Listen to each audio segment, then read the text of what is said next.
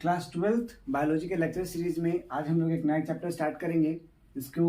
इसका नाम है माइक्रोब्स इन ह्यूमन वेलफेयर।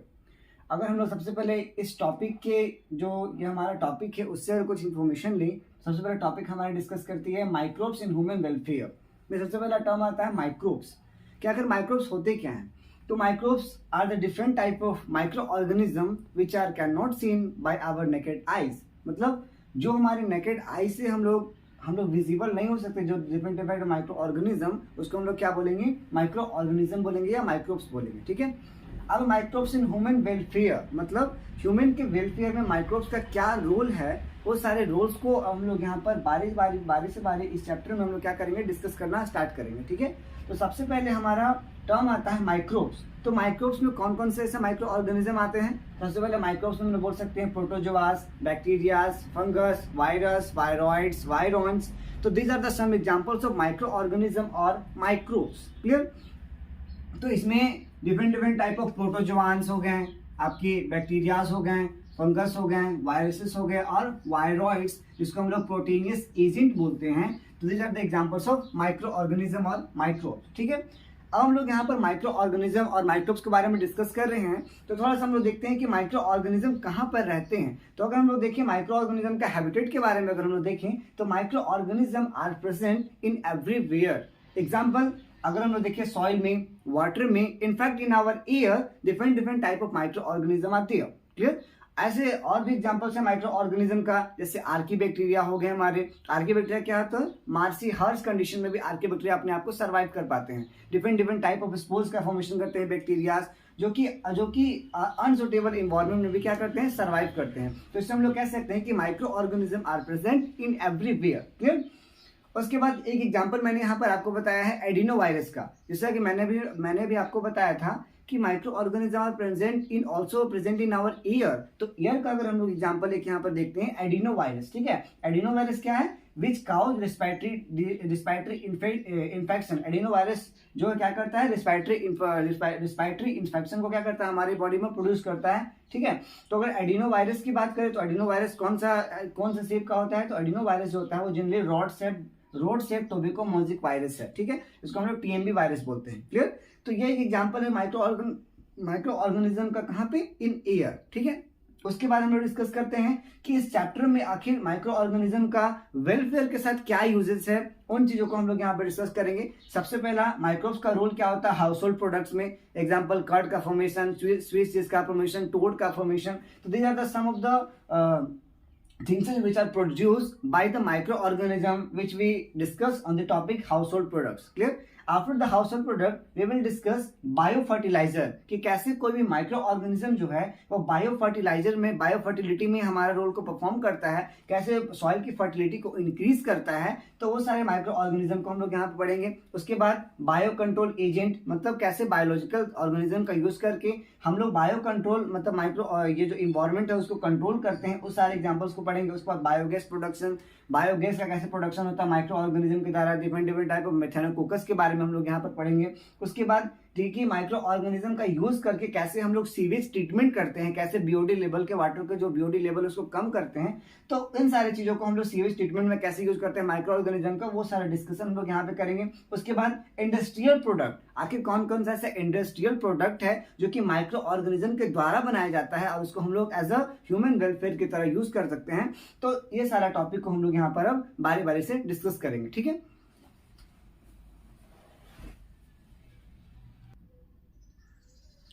अब हम लोग डिस्कस करते हैं सबसे पहला टॉपिक हाउस होल्ड प्रोडक्ट कि different type of micro organism का हाउस होल्ड में कैसे हम लोग यूज कर सकते हैं। तो इसमें सबसे पहला है हमारा कर्ड फॉर्मेशन। ठीक है।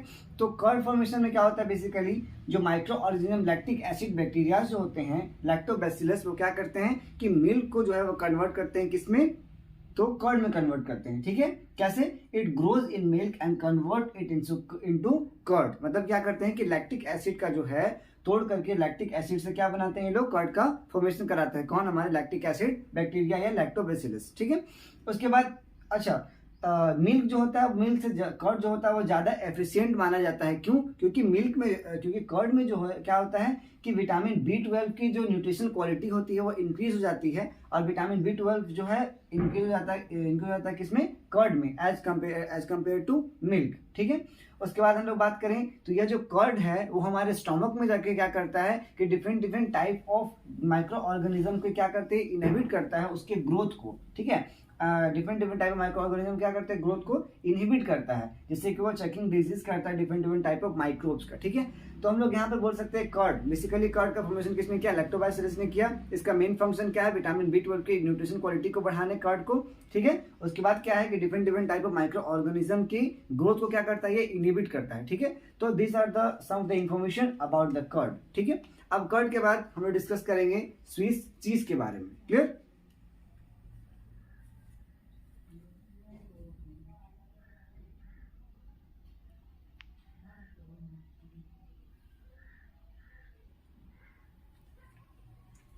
अब हम लोग हाउस होल्ड प्रोडक्ट में डिस्कस करेंगे चीज के बारे में। ठीक है। सबसे पहले आता है चीजेस में, आता है सबसे पहले स्विस चीज। ठीक है। तो स्विस चीज होता है, उसका प्रोडक्शन कौन करता है? तो उसका Swiss cheese produced by Propionibacterium shermanii bacteria. ठीक है। प्रोपाइनोबैक्टीरियम सेरेमिनी जो होता है वो क्या, कौन सी चीज को प्रोडक्शन करता है? तो स्विस चीज का प्रोडक्शन करता है। ठीक है। स्विस चीज का प्रोडक्शन कौन करता है? प्रोपाइनोबैक्टीरियम सेरेमिनी। ठीक है। अच्छा, इसके बाद अगर इसके थोड़ा सा हम लोग स्विस चीज के बारे में पढ़ें तो इसमें क्या है? तो स्विस चीज जो होता है वो हार्ड चीज होता है। ठीक है। अच्छा, स्विस चीज में क्या होगा कि different type of holes present होते हैं। ठीक है। तो जो स्विस चीज में बहुत सारे होल्स का कारण क्या है? तो होल्स का कारण है कि large holes are due to the production of large amount of CO2, मतलब कार्बन डाइऑक्साइड का प्रोडक्शन होने के कारण क्या होता है? स्विस चीज में different type of large holes present होते हैं। ठीक है। तो लार्ज होल्स क्यों प्रेजेंट होते हैं? Because of presence of CO2। ठीक है। लार्ज अमाउंट ऑफ CO2 का प्रोडक्शन करता है ये चीज, इसीलिए क्या होता है उसमें? होल्स होते हैं, लार्ज होल्स प्रेजेंट होता है किसमें? स्विस चीज में। ठीक है। इसके बाद आता है दूसरा नंबर का चीज, जिसका नाम है रोकीफोर्ट चीज। ठीक है। यह कौन सा, इसको जो है रोकीफोर्ट चीज जो होता है वो कौन प्रोड्यूस करता है? तो रोकीफोर्ट चीज जो होता है उसको प्रोड्यूस करता है पेनिसिलम रोकीफोर्ट, जो कि क्या है? एक फंगस है। ठीक है। अच्छा, इस चीज की थोड़ी प्रॉपर्टीज के बारे में अगर हम लोग देखें तो यह चीज जो होता है वो सेमी सॉलिड स्ट्रक्चर होता है। क्या होता है? सेमी सॉलिड चीज होता है। ठीक है। कौन? रोकीफोर्ट चीज। क्लियर? उसके बाद द डो, जिसको हम लोग हाउस होल्ड प्रोडक्ट में यूज करते हैं, डो। ठीक है। तो डो विच इज यूज्ड, यहाँ पे देखिए, the dough which is used for making food such as dosa, idli is also termed by bacterium. तो मतलब डिफरेंट टाइप ऑफ बैक्टीरिया जो होते हैं वो क्या करते हैं? इडली और डोसा का डो को प्रिपरेशन करने में हेल्प करते हैं। मेनली ईस्ट जो होता है वो क्या करता है यहाँ पे कि इडली और डोसा को फर्मेंट करने में क्या करता है? हेल्प करता है। ठीक है। The puffed appearance of the dough is due to the production of CO2 gas. Puffed appearance जो डो का होता है वो किसकी वजह से हम लोग को दिखता है? तो CO2 का प्रोडक्शन की वजह से हम लोग को पफ्ड अपीयरेंस दिखता है। किसका? डो का। ठीक है। और हम यहाँ पर क्या है? इडली और डोसा को फर्मेंट करने के लिए कौन सा ईस्ट का कौन से माइक्रो ऑर्गेनिज्म का हम लोग यूज कर सकते हैं? तो वो ईस्ट होता है। ठीक है। तो यहाँ पर हम लोगों ने डिस्कस किया कि डिफरेंट हाउस होल्ड्स में कैसे हम लोग माइक्रो ऑर्गेनिज्म का यूज करते हैं। ठीक है। अब जो है यहाँ पर आगे हम लोग डिस्कस करेंगे ब्रेड के बारे में। ठीक है। सबसे पहले आप इसे नोट डाउन करो, फिर हम डिस्कस करते हैं ब्रेड के बारे में।